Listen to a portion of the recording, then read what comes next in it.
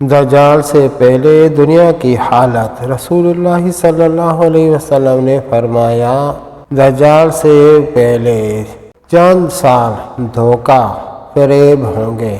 سچے لوگوں کو جھوٹا بنایا جائے گا اور جھوٹے لوگوں کو سچا بنایا جائے گا۔ خیانت دار لوگوں کو امانت دار بنایا جائے گا اور امانت دار لوگوں کو خیانت کرنے والا بنایا جائے گا، اور ان میں روبیزہ گفتگو کریں گے۔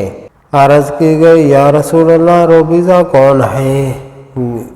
فرمایا، گھٹیا لوگ یعنی فاسق و فاجر لوگ۔ جو گنہگار لوگ ہوں گے وہ آپ کے بیچ میں صلح کریں گے، رائے زنی کریں گے، یہ ان کے کہنے پہ آپ کے معاملات چلتے رہیں گے۔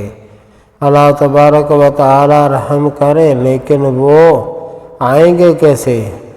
جب ہم ان کو اپنا سربراہ بنائیں گے تو وہ ہوں گے نا۔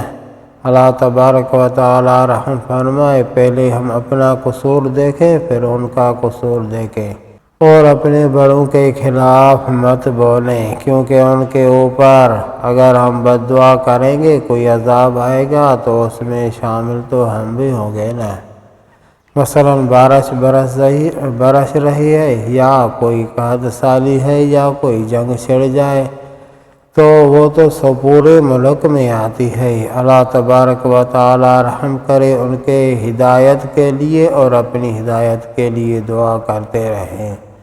ثواب کی نیت سے شیئر کریں، آج کا کام کل پہ نہ چھوڑیں، کیونکہ رسول اللہ صلی اللہ علیہ وسلم نے فرمایا، جس نے آج کا کام کل پہ چھوڑا وہ ناکام ہو جائے گا، وہ ہلاک ہو جائے گا۔ ہلاک کے معنی ہے ناکام، یعنی وہ